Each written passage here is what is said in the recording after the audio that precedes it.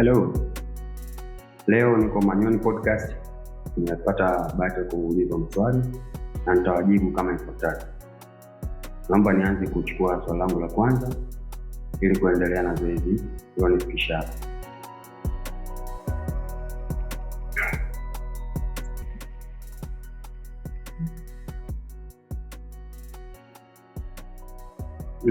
Swali langu la kwanza linasema Shamigo ni nini na ina maana gani?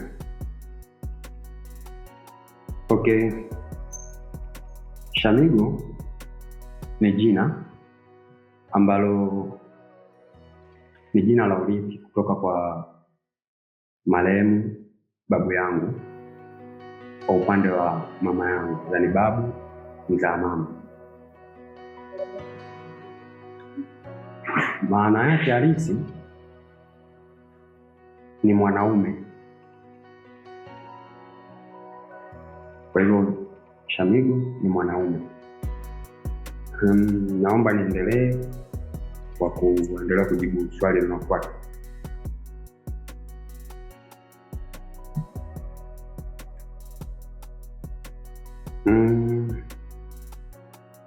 Swali lingine linasema tuambie historia yako kwa ufupi.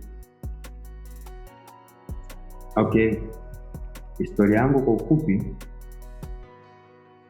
mimi ni mzaliwa wa Manyoni mjini. Sehemu moja ilikuwa inaitwa Kisasida zamani, hivi mjini kati. Kiasili mimi ni Mluguru wa Morogoro, lakini makuzi yangu nimepata Samaria hapa Manyoni. Elimu yangu ya msingi nimepata katika shule ya msingi na sekondari nimesoma Manyoni sekondari. Kifupi mimi ni mzawa halisi kabisa Manyoni. Kwa hiyo mimi ni mtoto hapa, ni kijana wa hapa na still niko hapa naendeleza harakati na maisha yangu nikiwa hapa. Kifupi kwa hiyo. Baada ya kupata elimu yangu ya sekondari, nilikuwa najihusisha na masuala ya michezo kwa maana mpira wa miguu, ambao ni maisha ambayo nimeishi kwa muda mrefu sana. Nimeanza kucheza mpira nikiwa shule ya msingi, nikiwa na umri mdogo kabisa. Nilipata fursa ya kuendelea kucheza. Nimecheza kwa muda mrefu kidogo na nimebahatika kucheza kwenye ngazi tofauti za nchi, kwa maana ya wilayani, ligi ya wilaya, nikacheza ligi ya mkoa, nikacheza mabingwa wa mikoa kwa maana ya kanda, lakini pia nilicheza ligi daraja ya pili. Sikuchoka, naendelea kupambana na nikafanikiwa kucheza ligi ya daraja ya kwanza maarufu kama championship. Nafikiri maisha yangu ni mpira. Napambana kupitia mpira ili kuweza kubadilisha maisha yangu kwa ujumla. Kifupi iko hivyo. Real story, real voice. Sasa naenda kuchukua swali langu lingine ili tuweze kuendelea kupiga story.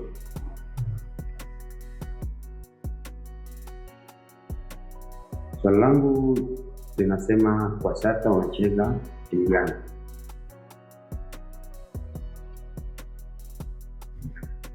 Kwa sasa mimi ni mchezaji mpya kwa klabu ya IAA Sports Club iliko jijini Arusha, inayoshiriki mashindano ya ligi daraja ya kwanza almaarufu kama championship, na niko mbioni kwenda kujiunga na wenzangu kwa maana ya kampeni kwa ajili ya kuanza msimu mpya wa mashindano. Swali langu jingine nasema mchezaji gani unapenda anachokifanya na unatamani kufuata nendo zake?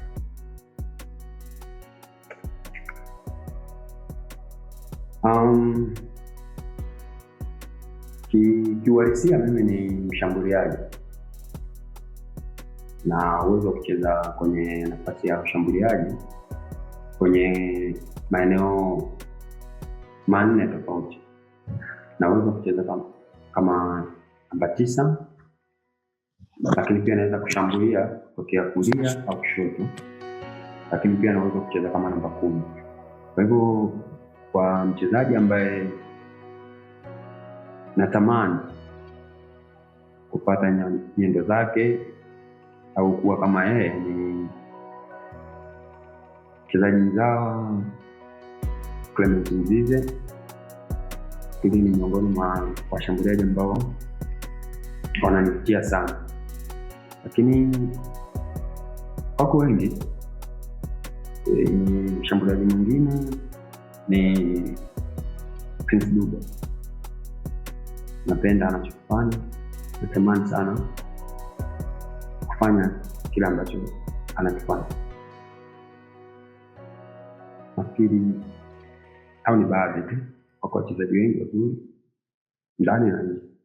Lady exclusive, Nyoni podcasting, money and mindset, Nyoni podcast, what's on table. Salamu nyingine ninasema, ukipewa nafasi uchague timu ya kujiunga nayo, utaenda na ipi?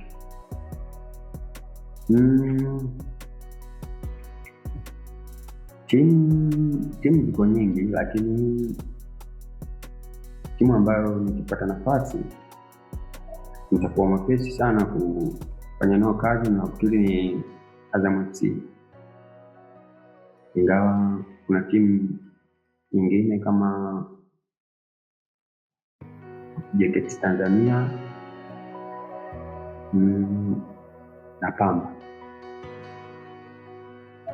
Nafikiri watu wengi sana watajiuliza kwa nini nimeanza na Azam FC wakati kuna majiants kwenye nchi yetu, kwa maana Young Africans na Simba Sports.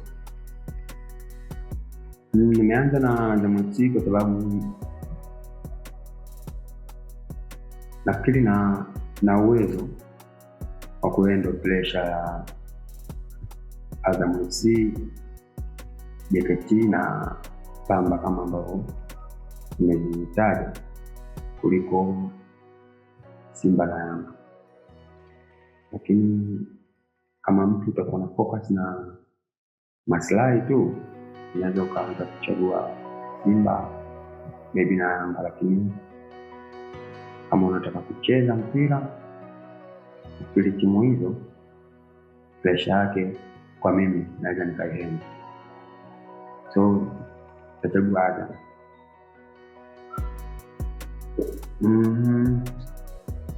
Naenda kuchukua swali langu lingine. Donald, niambia nini? Swali langu lingine linasema, tueleze kiufupi juu ya timu zilizoingia nusu fainali Kombe la Dunia 2026. Timu zilizoingia hatua hiyo nafikiri ni Ufaransa, Spain, England na Argentina. Kimsingi mashindano yalikuwa mazuri, kuna ushindani. Changamoto zilikuwepo nyingi sana ndani na nje ya uwanja, kwa macho ya kawaida tuliona. Lakini kitu ambacho kilinivutia ni aina ya timu zilizokutana kwenye hatua hii. Mfano Spain na Faransa, mechi yao ilikuwa ina ugumu sana kabla haijaanza, kwa maana stori za mtaani, kwa maana sisi watazamaji mashabiki na wapenzi wa timu yetu. Watu wengi sana waliamini Faransa inaweza kufanya vizuri kwenye mechi ile, kitu ambacho hata mimi nilikuwa ni mmoja wa watu ambao walikuwa na support kwa Faransa, lakini walikuja wakati surprise Spain, sababu walicheza style yao ya mpira wa kupasiana. Inaonekana ikawa ni ngumu kwa Faransa kuweza kushindana, kwa hiyo ikapelekea kupoteza mchezo. Kwa hiyo kimsingi mechi ilikuwa nzuri. Na upande mwingine wa Argentina na Uingereza,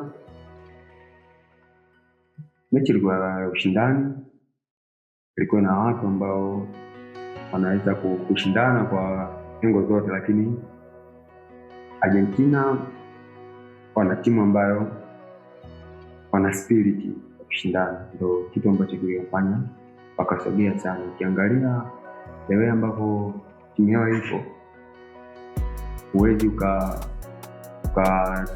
ukawapa asilimia nyingi sana za kufanya vizuri, lakini ukiwakuta uwanjani wanapotoi, wanakuonyesha kitu tofauti na kitu ambacho ulikuwa unafikiria mwanzo. So wale deserve kufanya kile ambacho walikifanya mpaka kufikia mwisho wa mashindano. Nafikiri ulikuwa msimu mzuri sana wa mashindano wa World Cup, ingawa timu yangu haikuwa miongoni mwa bingwa, lakini nilienjoy kuangalia mashindano yote. Real story, real voice. It's about a time. Let's exclusive Magnon podcast. Ladies and gentlemen, welcome to the Money and Mindset Magnon podcast. The question on table, Magnon podcast. Let's go. It's time for Pops and Swags Magnon podcasts. Listen, the school talk from Magnon podcast. Get ready for the untold story from Magnon podcast. Magnon podcast. Real story, real voice.